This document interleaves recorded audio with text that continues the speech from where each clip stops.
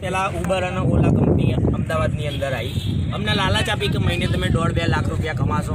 અમે અમારા ઘરના બધા દાગીના ગીરવે મૂક્યા અને કમાવાની લાલચમાં વ્યાજે રૂપિયા લાવીને ગાડીઓ લાવ્યા.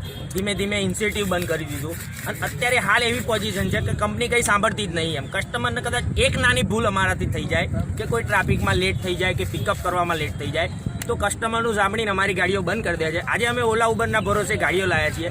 આજે અમારી લગભગ નહીં હોય તો 500 થી 2000 ગાડીઓ તો એવી ટર્મિનેટ કરી દીધી છે ઓલા અને ઉબર બંને થઈને.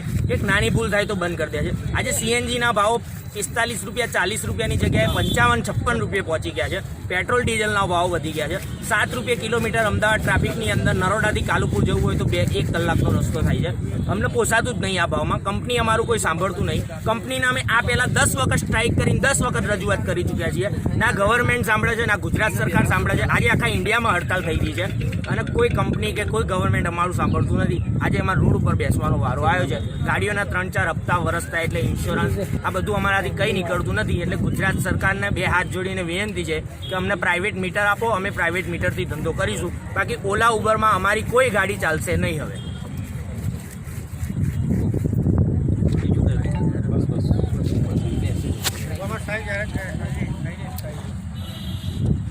ઓલા ઉબર ગો બેક, ઓલા ઉબર ગો બેક, ઓલા ઉબર ગો બેક, ઓલા ઉબર હાય હાય.